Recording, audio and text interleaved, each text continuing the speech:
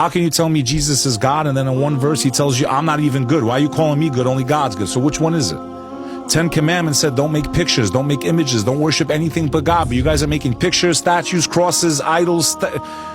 Like, forget Muhammad. Explain. And I love how Christians go, well, what do the Muslims know? Because Muhammad came 600 years after Jesus. Well, how about Jesus came how many thousands of years after Moses? Who was he then to give a new rule or a new book? Your logic for that already, you cancel yourself out. They have no argument against that.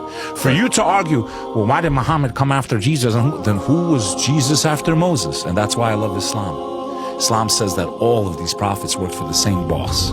You're not allowed to make images. You're not allowed to pray to anything but God. You don't pray to Saint Peter or Saint anyone. You pray to God. He doesn't share his power with anyone. And I say he's not even because he's a man. We can't even comprehend this being. I find scientific miracles in a book written by some guy in a cave that couldn't read and write.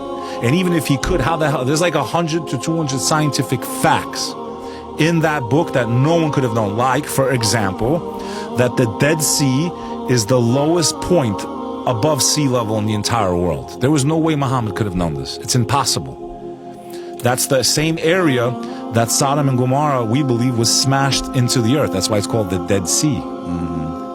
And it turned out in the last century, we found out it is the lowest surface point on earth. How could the Prophet Muhammad have known that back then? There was no way to have measured that or known. Anywhere in the world, no one could have known that.